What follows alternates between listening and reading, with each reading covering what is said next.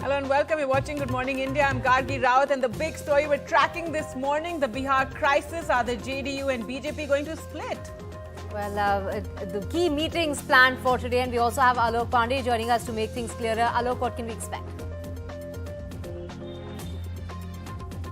Well, good morning. I'm outside the residence of Mr. Nitish Kumar, and I will be bringing you all the details about the maneuvers from the JDU and its crucial meeting at 11 a.m. All right, let's take a look at the headlines we're tracking this morning. Are the JDU and BJP on the verge of a split in Bihar? It does seem breaking point. Home Minister Amit Shah did dial Nitish Kumar yesterday evening. Also a key meeting of all party MPs and MLAs this morning. It will all become clearer post that meeting. And Maharashtra's Chief Minister Eknath Shinde and Deputy Chief Minister Devendra Fadnavis will finally expand the Council of Ministers today, nearly 40 days after they formed a new government in the state. BJP likely to get the home portfolio, 9 ministers to take oath today.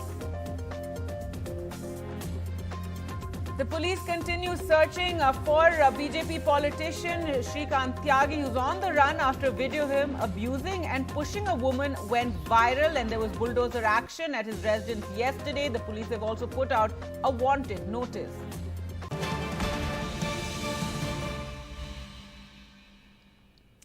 All right, let's get you the latest from Bihar. And for the first time since they formed government 4 years ago, the alliance between Nitish Kumar and the BJP at break point. The JDU has been hitting out at the BJP, accusing it of working against Nitish Kumar in the general elections last year and of disrespecting allies.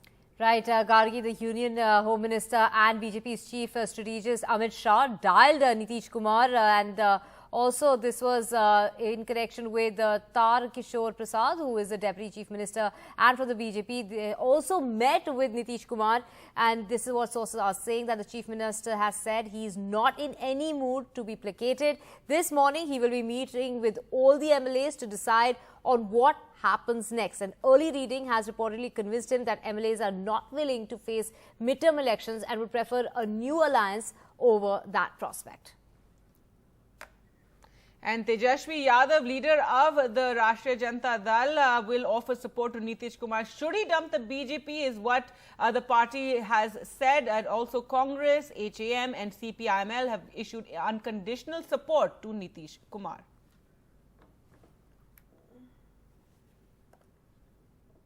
तेजस्वी बिहार के भविष्य है और मैं व्यक्तिगत तौर पर भी हमेशा उनको आशीर्वाद किया। उनके नहीं बुलाने पर भी मैं 2-2 बार जाके उनको, क्योंकि लालू जी का बेटे हैं, इसलिए हमारा जिम्मेदारी बनता है उनके साथ संपर्क रखने में। संपर्क हुआ आज कल में जो बिहार नहीं, हमारे लोग उनके साथ संपर्क में हैं। तो कुछ ऐसा होता है तो इस संपर्क का फायदा मिल जाएगा। इस पर फायदे की बात नहीं, देश बच जाएगा। Well, let's go across to Alok for more. And Alok, so tell us about, all the developments taking place. Things will become clearer after the meeting that was called by Nitish Kumar this morning. Also, Amit Shah dialing Nitish Kumar yesterday. Well, yes, I just want to start though by giving you a sense of where I am. So I am in Patna, and this is the area where you have Nitish Kumar's residence, the governor house. So that side, in your frame right now is the road that leads up to the governor house, and to this side you have the official residence of the chief minister, which is one Anemag. However, the chief minister does not live here. He lives in a bungalow which is closer to Lalu Yadav's residence in Patna, but the meeting is going to be held here. The meeting is going to be held here at Anemarg at 11 a.m. in the morning, and as you pointed out, it's going to be a very crucial meeting, because this is where Nitish Kumar is expected to tell his lawmakers, which are MPs, MLAs and MLCs, as to whether he is actually going to go ahead and cut off ties with the BJP as is being speculated. Now, what has happened in the last 24 hours or so, at least this is what we know through sources, is that top BJP leaders have actually got in touch with Nitish Kumar. You were speaking about that meeting that Tarkishore Prasad, the Deputy Chief Minister, who is a senior Bihar BJP leader himself, had with Nitish Kumar yesterday, but Nitish Kumar was non-committal there. Since then, at least through sources, we've got to know that the top BJP leadership from Delhi has been in touch with him. But again, we don't know if Nitish Kumar, has said anything to reassure them that the alliance is still on. If you read the local newspapers here, or if you go by what experts are saying, then it seems that it is a foregone conclusion that in this meeting, Nitish Kumar is going to announce that he's going to cut off ties with the JDU and with the BJP, I'm sorry. And then perhaps the natural progression would be to towards an alliance with the Rashtriya Janata Dal. Mind you, the RJD has not officially declared anything related to this yet. They have not said that they're going to support Nitish Kumar, but I think it's a foregone conclusion that if Nitish Kumar were to ditch the BJP and the current alliance in Bihar, then the RJD would offer that support.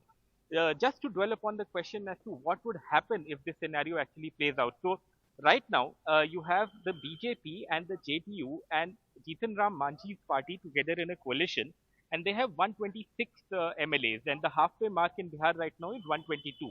Now, if Nitish were to go, he has 45 MLAs, plus the RJD, plus the Congress that has declared support, plus the CPI that has declared support for him, and plus you have Jitan Ram Manjhi's party, the Hindustani Awami Morcha. So the numbers are stacking up to 159 in Nitish Kumar's favor if that actually plays out and if he gets together with the RJD and the other parties. However, in politics, the disclaimer always will be that you can't say anything with certainty till it actually happens. And given the unpredictability with which politics has played out in Bihar itself over the last decade, where you've had Nitish Kumar be with the BJP, cut off ties, then go to the RJD, then cut off ties with them, then come back to the BJP, and now you are looking at a possible scenario where he may go back to the RJD. So one waits to see what happens. I have to also point out that if Nitish Kumar is holding a meeting here and he wants to go to the RJD literally, all he has to do is walk some 50 meters and he can enter Lalu Yadav's house. So they live in close proximity to each other, though they have been political rivals too in the past and friends for a brief period for 2 years between, I think, 2015 to 17 or 2 years in around that time. Right, Alok, Nitish Kumar all set to switch sides, but he has dumped the RJD earlier as well. So could there be some trust issues here? Well, one would assume that the test of what happens is not going to be obvious today. It's going to play out in the next few years. If you have that scenario, now I take you back to what happened the last time. And at least I used to be in Patna at that point of time. If you remember, I used to report from here. And when Nitish Kumar had tied up with Lalu Yadav, there was this talk that how, this was the game changer and how, this would then consolidate everything and finish off the BJP in Bihar. Has that happened? It hasn't happened. Why?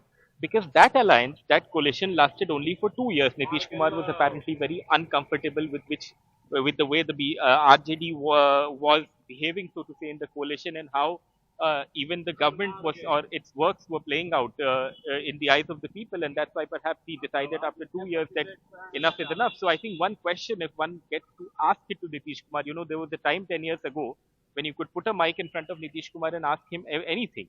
Now it does seem that he's more reserved as a politician, but if one gets the chance to ask him, maybe one would want to ask, if he goes ahead with what is being speculated, how is this time around, how is this JDU RJD 2.0 going to be any different from the first time when that experiment lasted about 2 years? Is it going to be different? What are the challenges, etc.? I think those are questions that we can explore later in the day, but first one waits to see whether those phone calls from the top Delhi leadership have had any differing effect on Mr. Kumar, and what he says to his lawmakers here. That's going to be important. That's right. Alok, also we're getting visuals from outside Tejashwi Yadav's residence, and a lot of movement there, a lot of people going in, not really speaking to the media, because, RJD also must be waiting and watching, because it'll all become clearer after this meeting that Nitish Kumar has called this morning. But Alok, also, for our viewers, take us through, the build-up to this crisis, because, the BJP and Nitish Kumar, while, they've been together, there's been some sort of, sniping at one another. We know that Nitish Kumar wasn't very happy with the speaker who was from the BJP, and finally it was RCP Singh's, those developments and his quitting that has, led to this immediate break point that they've reached. Well, yes, there's been a combination of factors. I think one of those factors has been, as you said, the entire issue that Nitish Kumar has had with the speaker. I remember, I was in Lucknow at that time, but I do remember this news coming out about how, Nitish Kumar in the assembly, hit out at the speaker at one point of time because of some disagreement. So that's one point of contention between the two. But I think the greater issue, the larger issue has been how, Nitish Kumar and his closest aides feel that the BJP top leadership in Delhi and in Bihar is conspiring to do a Uddhav Thackeray on him. Now, when I say Uddhav Thackeray, what I mean in Bihar's context is that he feels that the BJP is using a top leader, an ex-key aide of Mr. Kumar, to weaken the party and to even try and sabotage it in Bihar. Now, this man is RCP Singh. RCP Singh, if you remember, used to be a union minister. He was also a Rajya Sabha member, and for many years that I reported out of Bihar and even otherwise, he used to be literally the number 2 man in this party. And he was the closest person to Nitish Kumar, so to say. But they've had a falling out. The JDU refused to extend his Rajya Sabha membership. And also, he lost his berth in the union cabinet, of course. Since then, they've had a bitter falling out. The party, or his ex-party, RCP Singh's ex-party, the JDU, has accused him of corruption. He has personally hit out at Nitish Kumar personally, saying that Nitish Kumar, he's a jealous person, somebody who is jealous of Narendra Modi and he will never be Prime Minister, etc., etc. So it's been quite bitter. Now, that is a factor that seems to have prominently played out in this situation, where apparently the JDU top leadership here in Bihar seems to have made up its mind, or at least that's what the reports are, that look, if we don't do this, then it's going to be a fight for survival for us, and we are the ones who are going to get diminished here. They're already very diminished. Remember that, in the last election, state election, the JDU won just 45 seats. They contested over 100, while the BJP won 77 out of the 100 plus that they contested. So, at that point of time, it was the Chirag Paswan factor, because a lot of the people in the JDU felt that Chirag Paswan of the LJP, Ram Vilas Paswan's son, he, though he was not part of this JDU-BJP coalition, but he put up a lot of candidates across assembly segments, Gargi and Divya, and that sabotaged a lot of candidates of Nitish Kumar, because he put up candidates where Nitish Kumar's party was fighting. And that, since then, Nitish Kumar perhaps has not been very upbeat about this coalition, but now it seems that the RCP Singh factor, seems to be playing out in his mind and in the mind of his current topic. All right, Alok, they're reporting from Patna and keeping an eye on all those developments. So the key meeting this morning, Nitish Kumar has called a meeting of all his MLAs, and it's after that it will become, clearer whether it is indeed breakpoint for the BJP-JDU. Thank you so much, Alok, for joining us with those details. And let's now focus on Maharashtra. Right, Gargi, after 38 days, Maharashtra will see a cabinet expansion with 5 ministers from the BJP and 5 ministers from the Eknath Shinde taking oath as ministers in the Raj Bhavan today, Gargi. In fact, we can tell you the names of those who we've learnt will be taking oath today. So just 10 ministers to take oath from the BJP: Chandrakant Patil, Sudhir Mungantiwar, Radha Krishna Vikhe Patil, Girish Mahajan and Suresh Khade are likely to take oath. While from the Eknath Shinde camp, or the Shiv Sena camp of Eknath Shinde, you'll have former ministers in the MVA government, Dada Bhuse, Uday Samant, Gulabrao Patil and Sandipan Bhumre, who will be taking oath as ministers. So after 38 days, nearly 40 days, finally getting a cabinet there in Maharashtra. There's been a huge amount of criticism about this, because there's been no ministers. It's been bureaucrats who've been really running the show. You've only had a chief minister and deputy chief minister. Right, Gargi. All eyes, however, are on the home portfolio and who gets it, as Deputy Chief Minister Devendra Fadnavis has made a bid for it.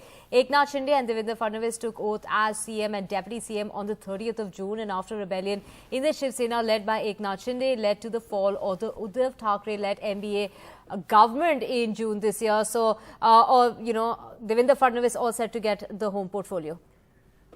Well, we'll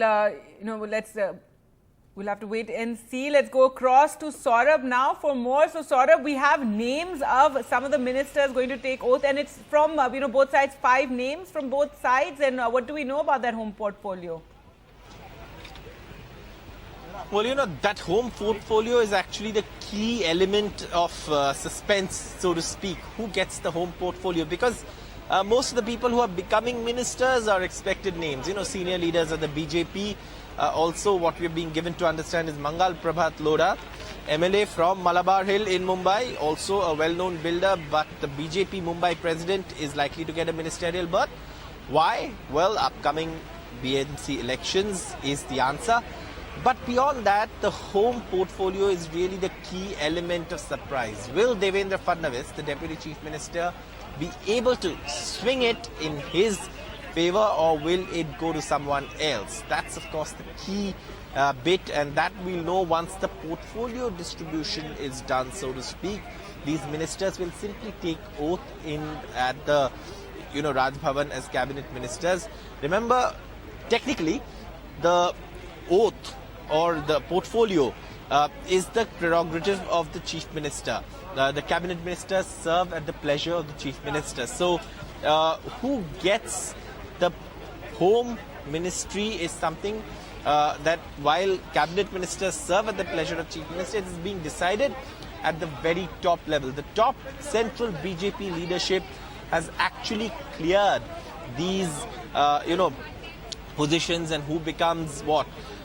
One of the missing names in this list is that of Ashish Shelar, who's the MLA from Bandra, a former Mumbai BJP president. He's likely, sources say, that could be accommodated as state BJP president. But again, this is all in the realm of speculation at this point. The key development is that cabinet expansion is taking place. Government functioning in Maharashtra has been hampered because of the lack of a proper cabinet. On the 30th of June, Eknath Shinde and Devendra Fadnavis took oath as Chief Minister and Deputy Chief Minister respectively. And since then, the state, one of India's most populous states, one of India's most industrialized states, the financial capital is here, has been functioning with a two-person government, which is really something that the opposition has hit out at, the Shinde-Fadnavis government for. For example, Supriya Sule taking a swipe saying, Ek Duje ke liye.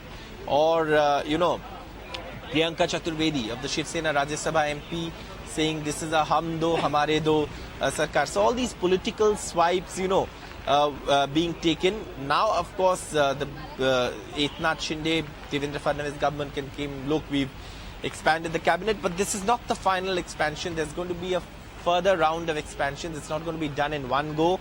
This is just the first round. What we're being given to understand that there's going to be several rounds of so many visits, given that so many visits have been made to Delhi, it's clearly something that is, requiring a lot of negotiations. So today you'll have 9 ministers being sworn in, 5 from the BJP, 4 from the Shiv Sena, and clearly all this arrived at after a lot of negotiations and a lot of visits to Delhi. Well, yes, Gargi, it's not been a calm affair, and, just like the weather in Mumbai, which is very windy and turbulent, this has been a turbulent period even for, one presumes Devendra Fadnavis and Eknath Shinde, even though they've been sworn in as Chief Minister and Deputy Chief Minister. What you have is them having to balance a lot of interests. The first surprise in all of this, or the first turbulent surprise in all of this was, Devendra Fadnavis settling for the Deputy Chief Minister's post. But since then, who becomes minister, who gets what portfolio, more importantly, like we've been reporting, who gets the home portfolio is also likely to be going to be a matter of suspense and a matter that's being very closely watched. All right. Thanks so much, Saurav, for joining us with all those details, and we'll continue to track those developments in Mumbai. Well, with that, time for us to slip into a short break. On the other side, we'll get you the monsoon sessions as ended 4 days ahead of schedule. That and a whole lot more. Stay with us.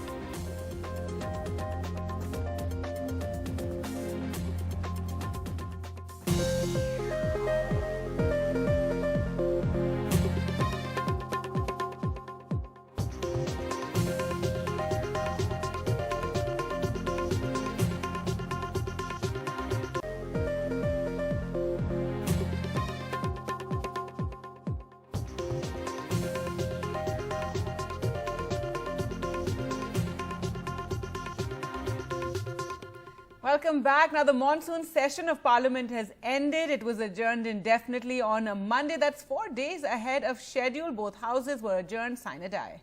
This was the 7th time the Parliament was adjourned ahead of due date. But sources indicated that this time most of the legislative agenda has been completed. Many MPs told the government that out of the remaining 5 days, there were only 2 days off this week, is what they are saying.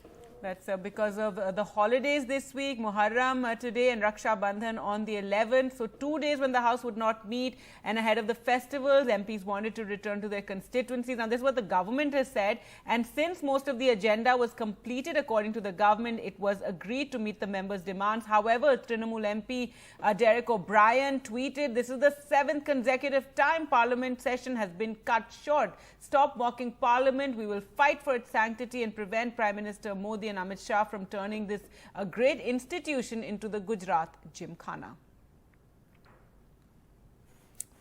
All right, with that, time for us to slip into a short break. On the other side, we'll get you all the highlights from the Commonwealth Games. Right, Gargi, 22 goals at the Commonwealth Games. Get you that and a whole lot more. Stay with us.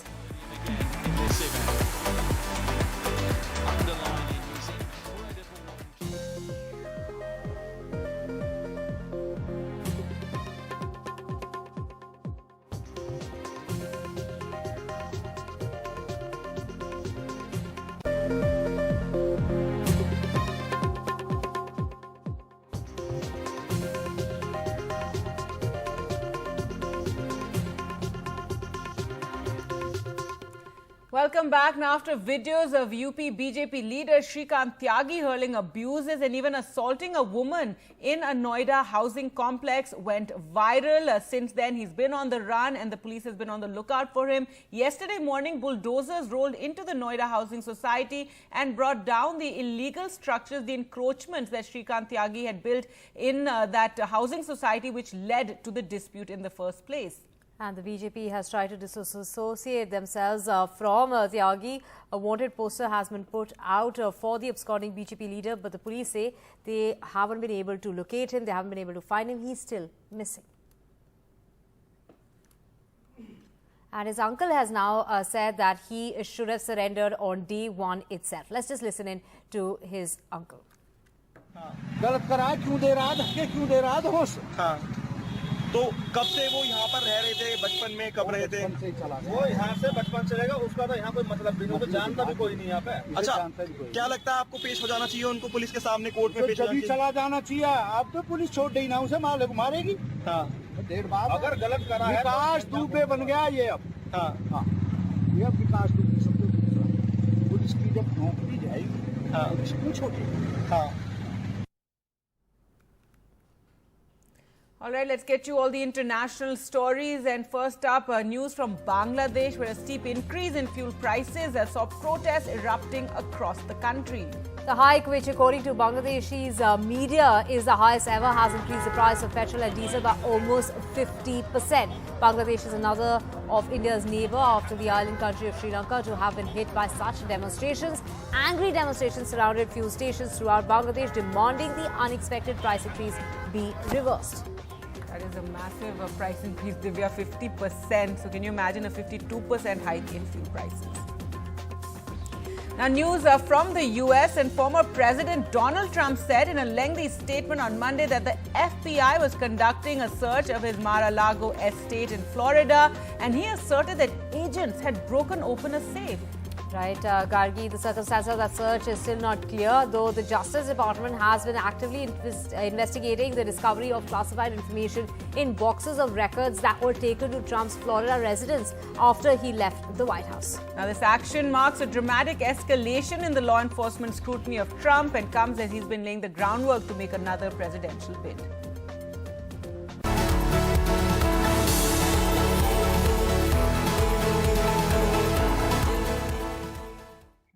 Hello and welcome to our special presentation from Birmingham. Today was the penultimate day. Today was the ultimate day of the games in Birmingham. The games were brought to an end by fantastic performances by PV Sindhu, Lakshya Sen, also the doubles team of Chirag and Satvik, as well as Achanta Sharath Kamal. India ended in the 4th place after Australia, England, Canada. India notched up 61 medals in this edition of the Birmingham Games, and 22 with 22 golds, 16 silver and 23 bronze medals. India are right now in the 4th position. Of course, the best performer of the games was Sharath Kamal. He went home with four medals from these games. Three of them were gold medals and one was a silver medal. Sharath says that he is perhaps in the best form of his life. At 40, he is playing the best table tennis, and Commonwealth Games seems to have brought out the best in him. Listen to Ajanta Sharath Kamal. I am joined at this moment by the most successful athlete of this edition of the Commonwealth Games, Sharath Kamal, who's returning home with not one, two, but three gold medals and a silver medal. Sharath, your first reaction to this performance at this Games, because it's been about a decade you have spent in the circuit. Well, I think the best 2 weeks of my career compared to any other games, Commonwealth Games.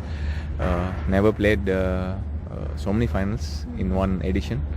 First time in all the four categories played finals, and I think thanks to the team that was around me, the coaches, the support staff, the co-players, even this morning we had continuous sparring, and you could see also the whole team was sitting together and cheering for all of us.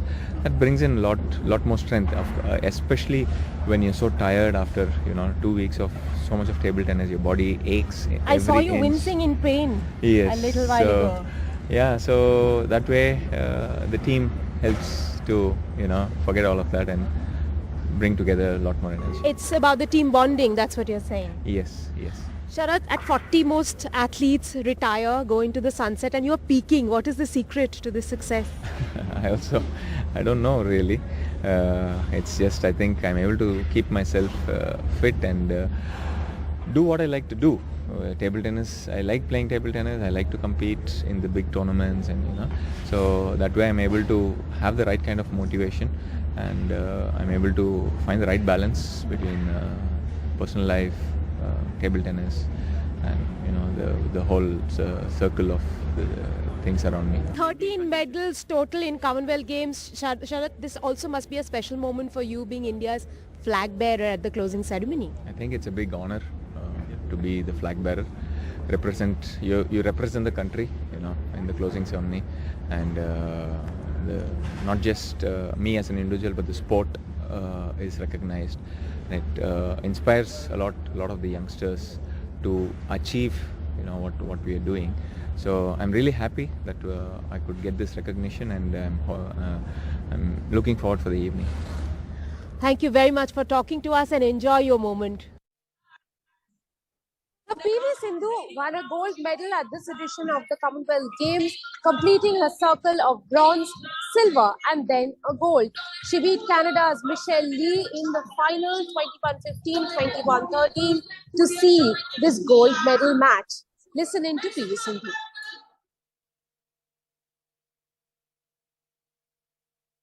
I'm joined at this hour by the Commonwealth Games gold medalist PV Sindhu. Sindhu, you complete the cycle now, a bronze, a silver and a gold. Yeah, thank you so much for that. Yes, of course, I've completed the cycle now. I'm very, very happy that I've got this.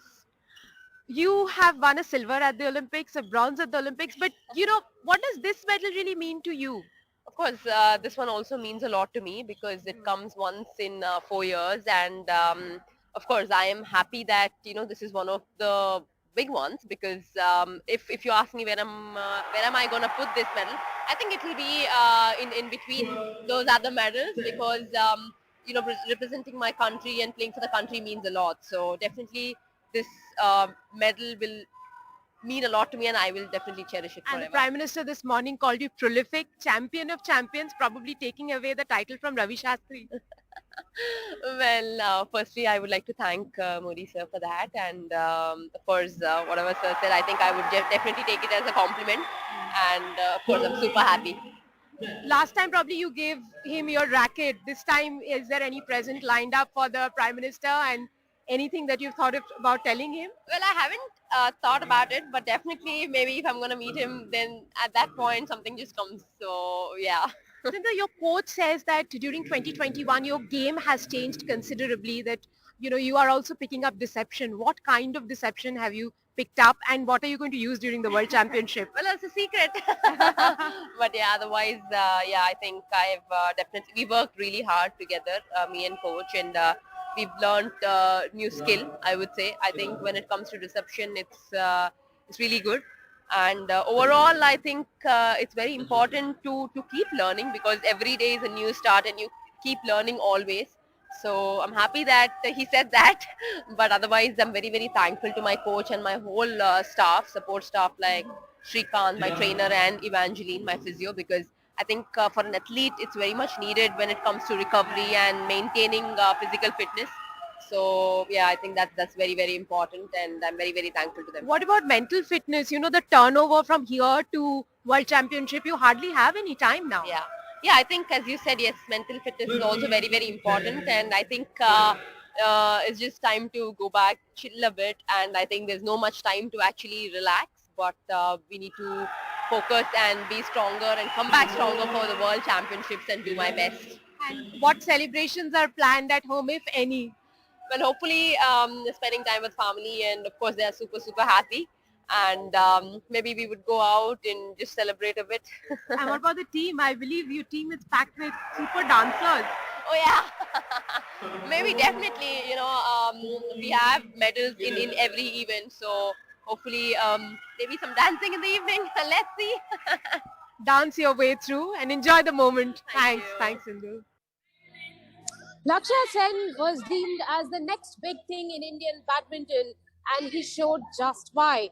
After having won a bronze at the World Championships, he followed it up with a gold medal at the Commonwealth Games. This his first major medal in an international competition. Lakshya, in fact, aced a very tricky match. He was down in the first game, and he then came back in a prolific manner to win this game, the gold medal match. Listen into what Lakshya had to say after the game. Joining me right now is gold medal winner from Commonwealth Games, Lakshya Sen. Lakshya, many, many congratulations. Tell us about the podium moment, also sharing with Kidambi Shrikant. Thank you. It's a really good feeling to again share a podium with Shrikant, and definitely winning the Commonwealth Gold was on my one of my dreams as a kid. So I think today I've done it. So I'm feeling very happy and proud of it. But would you say that Commonwealth was a little easy for you given the field, and now you're probably preparing to peak in a few days' time at the World Championship? Yes, definitely. It was one of the tournament where I took maybe 3-4 weeks off before this tournament and was preparing for this one, and then next week again we have a really big tournament coming up. But yeah, I think all the matches from the semi-final and even the team event final was very tough over here, so we were all expecting a good match. Who posed the biggest challenge for you? I think a lot of players were there, but yeah, I tried to keep it as one match at a time, and then see whoever comes, because there was a lot of upsets in the quarter-final and semi-final. The Loki knew who was the top seed, he lost in the quarters, and then Shrikant lost in the semi. And today also you were one game down and you came back. How difficult was that comeback? Yeah, it was very close in the first set, so I always had that belief that I can do it no matter what. But yeah, I had to really dig deep today, and yeah, I'm happy that I managed to keep the nerves in the third game. From the Uber Cup win, would you say that Indian men's badminton, Thomas and Uber Cup win, the Indian men's badminton has been on a rare high? Yes, definitely. After that tournament, not even myself, but all the other players have really been motivated to do well further, and I think the whole India I think can be proud of that and really be motivated from that. And I've seen videos of you guys being great dancers. Is a proper celebration planned after your medal haul, a rich medal haul that you guys have had? Yes, definitely. There is one more match to go now of the men's double. So I hope they do well, and then there will be definitely a good celebration here, and then once I get back home. And who's the lead dancer in the group? Is it Chirag or is it you? I think we both start at the same time, but yeah, I think Chirag is the one who gets everyone together and really make it a scene. And during Thomas Cup, you had a WhatsApp group going, said it's coming home. Anything particular during this Commonwealth Games? I would say there was not a lot of people who were there back then, but yeah, definitely we had a really good time when we were playing the team events. We were like most of the time chilling in the after the practice. We were chilling in the common area where we played. So Thank you and all the best for World Championship. Lakshya's teammates Satvik and Chirag were egged on by the gold medals that happened before their match. They said that they were inspired by the performances of PV Sindhu and Lakshya Sen. The duo had struck a silver medal in the Commonwealth Games in Gold Coast last time around. They came here to convert it into a gold, and so they did. Listen into the doubles duo of Satvik and Chirag. Joining me are the badminton doubles champions Satvik and Chirag. Satvik, tell us about the moment being on the podium with a gold medal. I think high point after the Thomas Cup campaign. Yeah, definitely. I mean, great year. First half of the year, I mean, we played Thomas Cup. We won the Thomas Cup. Great feeling. We heard like national anthem there, and we wanted to continue here as well. And we missed it in the team event, but nevertheless, I mean, we did well today. I mean, we kept our calm and we played our 100%. I mean, great feeling on the podium. Chirag, let me ask you, what was so special about this campaign? Winning 3 gold medals, I think. I think it started with Sindhu, then it went to Laksh, and then I think we really wanted to turn that into a 3rd gold, because I think a few days back we lost that team event silver, and we all of us were quite disappointed, to be honest, and we wanted to turn that silver into a gold in the team event, not just me and Satvik, but the whole team. We wanted to show ourselves in the individuals, and yeah, I'm really happy that we could actually do that. Was there pressure on you once, you had these guys had picked up their gold medal? It was not a pressure thing. It was like boost for us. I mean, listening the national anthem twice, then we thought we are doing it thrice. I mean, it's a great thing. I mean, we heard it for the 3 times. It's a great feeling for me personally. I get like very emotional when I listen to the national anthem. When Sindhu, when I went inside and I listened, then when Lakshman, then I thought like we are also listening the same thing. We are listening, we are also winning. So it gives us like a lot of confidence before going into 2 girls. Then we thought it's going to be 3 girls. There is no like 2 girls, 1 silver, 2 bronze. It's going to be 3 girls, 2 bronze. So I think it's a great day for the Indian badminton. Chirag, Lakshya told me that you are the lead dancer in the group. What is the kind of celebration that's planned? Are you boys going to dance the evening away? I hope we get some place today to dance. If we do get some place to dance, we'll definitely dance the night away. Enjoy, boys. Enjoy the moment. Thank you. Hockey, a sentimental favorite of the Indian fans. The team ended up with a silver medal. They had a gold medal match against Australia, and Australia beat them 7-0. So the hockey boys ending up on the podium with a silver medal, and so did the girls. They won a bronze medal. That's all we could pack into this edition of our special broadcast from Birmingham. Listen into all the updates from the games. We'll come back to you tomorrow with a special show. Thanks for watching.